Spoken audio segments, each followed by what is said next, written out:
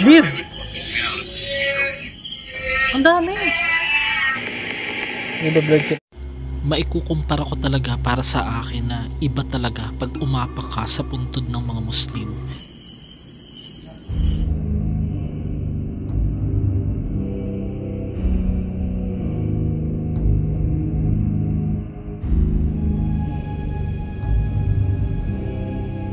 So, ano yung naging reaction mo nung nalaman mo na hindi mo na malayan na nakatakbo na yung mga kasama mo? Yung iba, nalaglag. Nalaglag yung iba.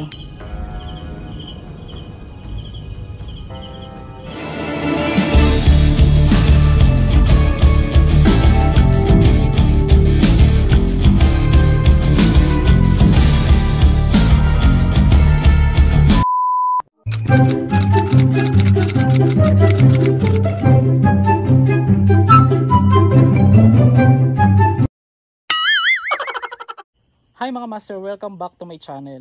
Ngayon, nandito tayo sa isang liblib na sementeryo dito po sa Maa, Davao City. Binalikan natin dahil hindi lang po yung sementeryo ng mga Katoliko ang pupuntahan natin ngayon, kundi po yung mga kababayan nating Muslim.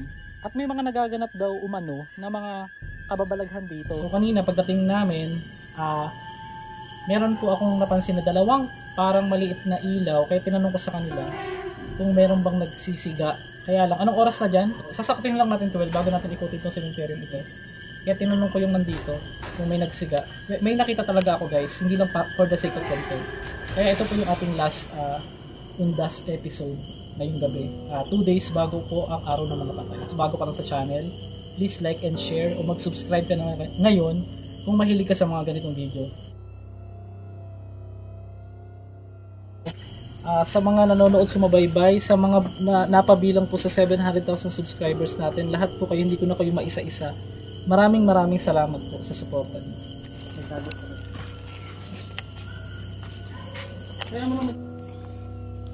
So boy, wala kayong ano ditong kababalagan na ano?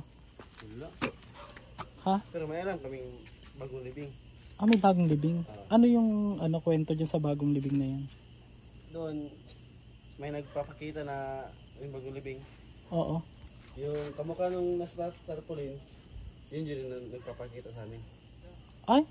Oo. Yung kamukha ng nasa tarpaulin, yun yung nagpapakita sa inyo? Matanda. Ay hindi, ibig sabihin, bago pa siya mamatay, nagpapakita na siya? Paglibing pa lang, pagka... Sige, diretso lang. Hindi ako makakatungtong ba? Sige, magtagalog. Magtagalog lang. O magbisaya ako magtagalog. Oo. Ano yung doon nakikita doon? Matanda. Matanda. As in, kailan siya inilibing?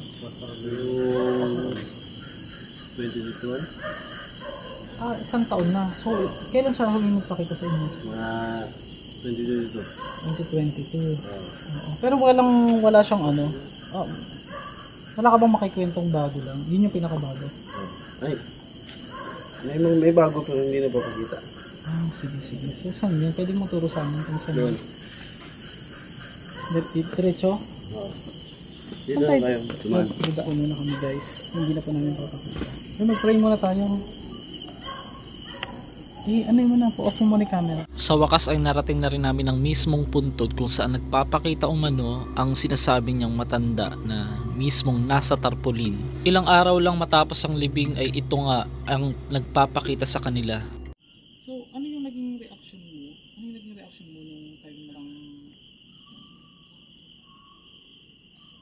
Kapansin-pansin na nawawala ako sa focus dahil nga sa mga naririnig ko rin sa paligid, pero tuloy lang din ang aking interview sa kanya dahil ito na mismo yung puntod kung saan nakikita nga nila yung matandang babae. Diyan siya nilibing. Wala siyang picture. Yung tarpaulin niya, nandun sa puno.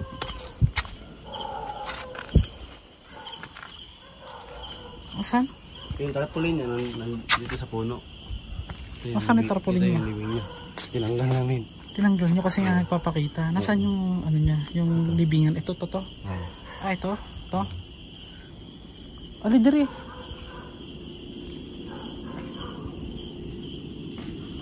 Ito nyo siya nakikita banda na dumadaan. So, ano yung itsura niya? Kung ano yung nasa tarpaulin? Nakaitim siya lahat. Ay, Mahaba yung buhok. mahaba yung buhok niya. Ngayon, Nakita yung mukha. nakikita yung mukha niya na siya yung nasa tarpaulin. Tapos ano itsura niya, mahaba ang buhok. Nakaitim lahat. Anong ginawa niyo? Nung... Siyempre, dalawa po kami. Ilang kayo nakakita? Na 5. Nasa na iba? Kikaupo lang po. Hindi na yung pumupunta dito. Nakakit. Ako na lang yung nag-iikot dito. Ako lang mag-isa.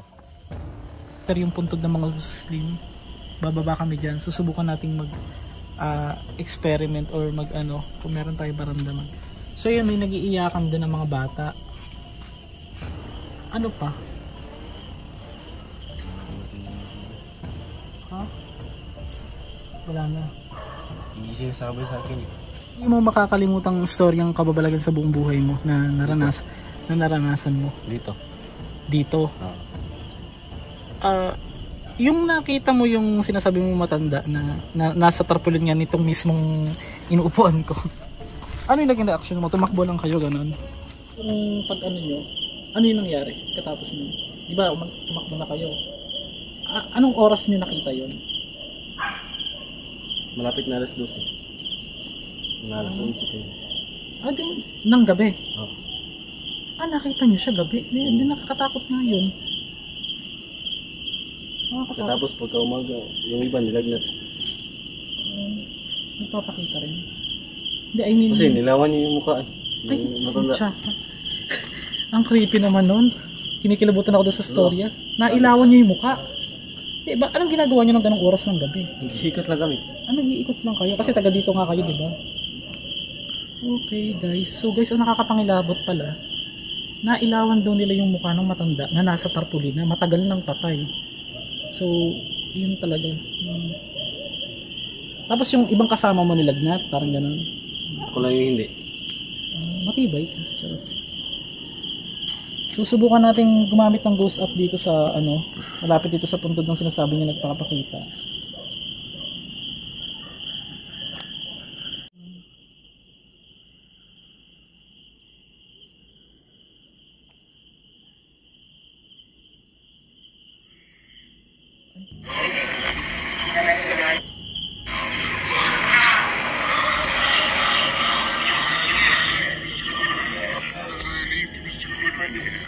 Ang dami na rin eh.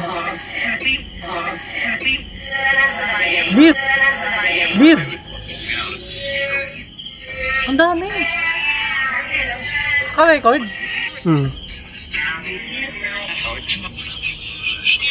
Ang dami na karinig. Sayang. Hello? Hello?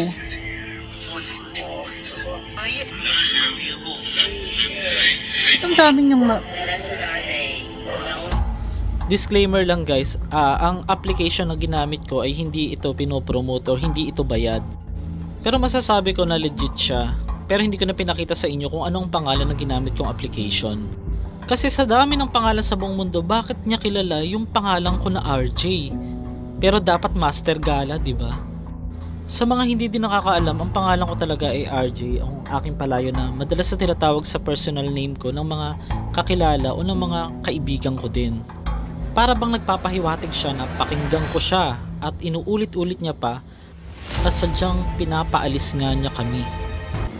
So guys, maiba lang tayo saglit. Kagabi kasi binangungot ako habang ini-edit tong video na to. Itong mga nakikita nyo na yan, na mga yan is siguro nagising ako saktong alas 3 kagabi, kanina madaling araw.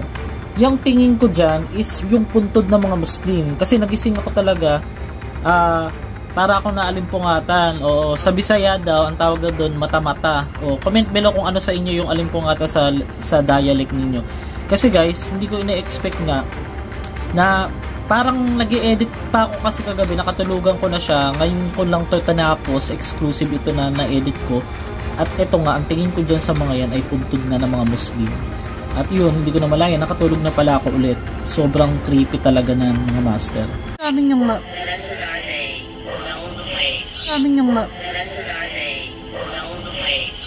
On the ways? Listen, RJ? Yawon, labo tong... Listen RJ. Ba't niya kilala yung pangalan ko? Sabi, listen RJ. Know the ways. Know the way. Ibig sabihin, alamin mo yung daan. Kinikilabutan ako, guys.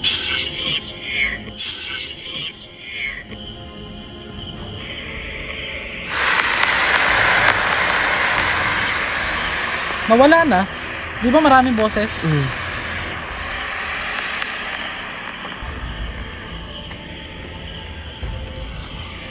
Dapat ko ba dito? Natakot na yung...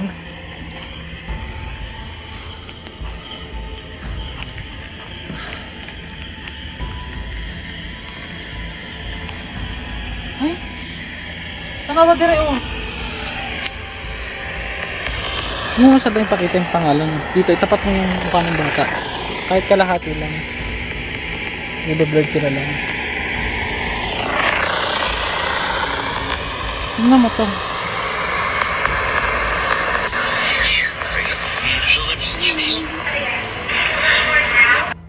Sa pagkakataon na to ay may nai-record ako na para bang matanda o boses ng matandang babae. Pakinggang mabuti at ikaw na ang humusga.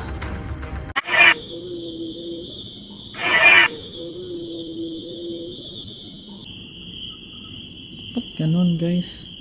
May isa pa. Okay, kinakalabahan. Kita sa camera?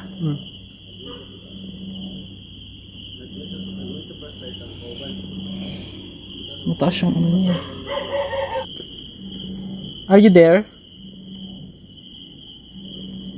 Hello?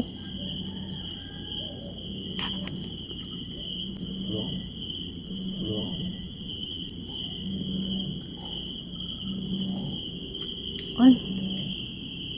Fake naman.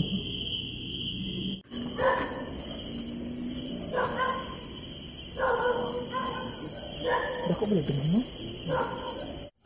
Ito na naman guys, nagsisimula na naman maramdaman ko yung parang sumasakit. Wala ka naririnig? Parang humahakbang.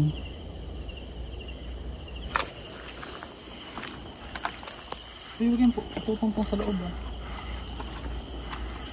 So ito mga master, isa ito sa puntod po ng mga Muslim na may lapida. First time ko pong nakakita ng puntod po ng Muslim na may mga lapida. Kasi kadalasan, inilalagay lang po sa may ibabaw nila yung maliit na pangalan. Pero ito kung makikita ninyo, pakifocus natin yung sa may lapida. Yan. Mga nakalibing po rito is 1991, 92 at saka 1993. Yan po. Born and dead. Kumbaga parang mga bata ito, mga batang Muslim. So kung mapapansin nyo naman yung iba dito guys, tingnan nyo, pinasok na ng damo. Ipa-video daw, videohin daw. I-wide mo, i-wide. Yan. So yun naman mga master, makikita nyo naman dyan sa part na yan is napabayaan na rin. Hindi na siguro napupuntahan ng may-ari o ng kamag-anak. Pinasok na po siya ng damo. Tapos tingnan nyo po itong daanan na puro putik po dyan. Yan, dinadaanan po natin yan para hindi po natin matapakan ng mga kababayan nating Muslim. So guys, kung makikita nyo itong napaka simple, oo. So yan po yung isa sa bagong libing po dito na kapatid nating Muslim or ating kababayan Muslim. So pakita mo itong kabahayan dito. Yan, makikita mo may mga kabahayan dyan.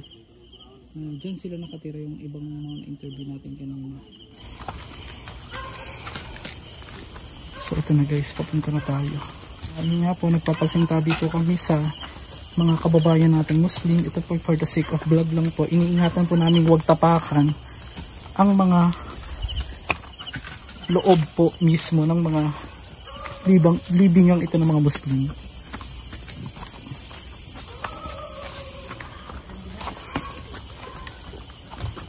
Sabi po.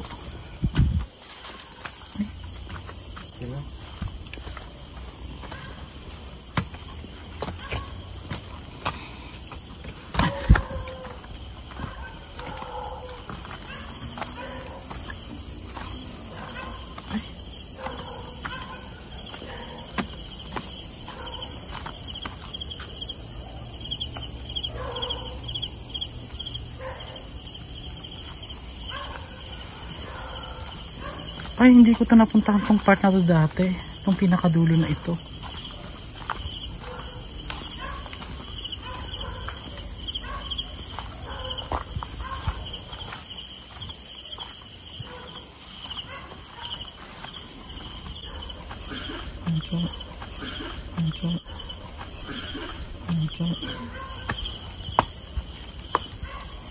Wala kayong ilaw na dala?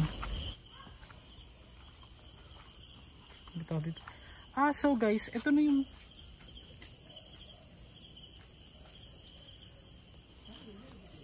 nagulat naman ako dito sa saan ka ba dumaan? Ito na yung puntod ng mga Katoliko or Kristiyano. Tapos ito po yung sa mga Muslim. So may pagitan lang siya rito. Parang ang pinakapagitan lang niya tong pader na itong nakikita ninyo. At ito na mismo yung puntod ng mga Muslim.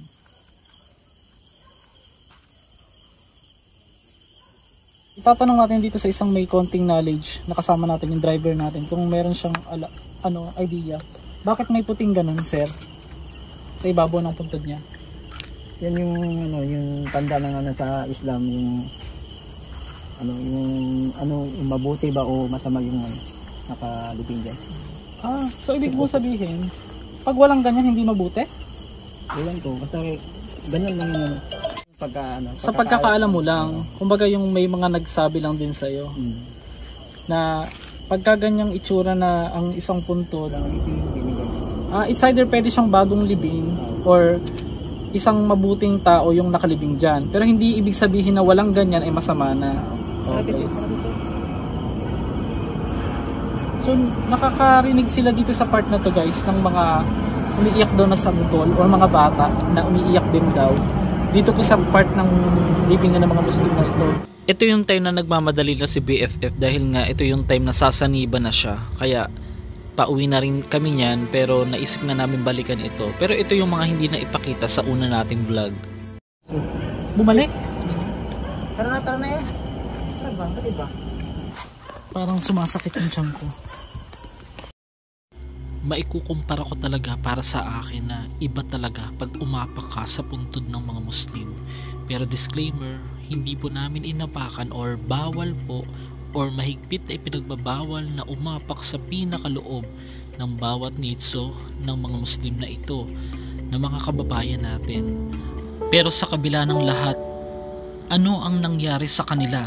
Na mistulang ginawang basurahan o tinambakan lang ng maraming basura ang labas at pati ang loob mismo, na hindi ko din inasahan na ito ang aking makikita. Para sa akin, hindi dapat ito nangyayari. Madalas ito ang realidad na nakikita ko sa mga sementeryo na aking pinupuntahan, pero naiisip ko din na kailangan bang gawin nila ito sa mga puntod na ito? Kahit hindi man ito ang kanilang relihiyon. Kahit wag na natin pag-usapan ang tungkol sa kanilang relihiyon, pero dapat respeto ang dapat mangyari.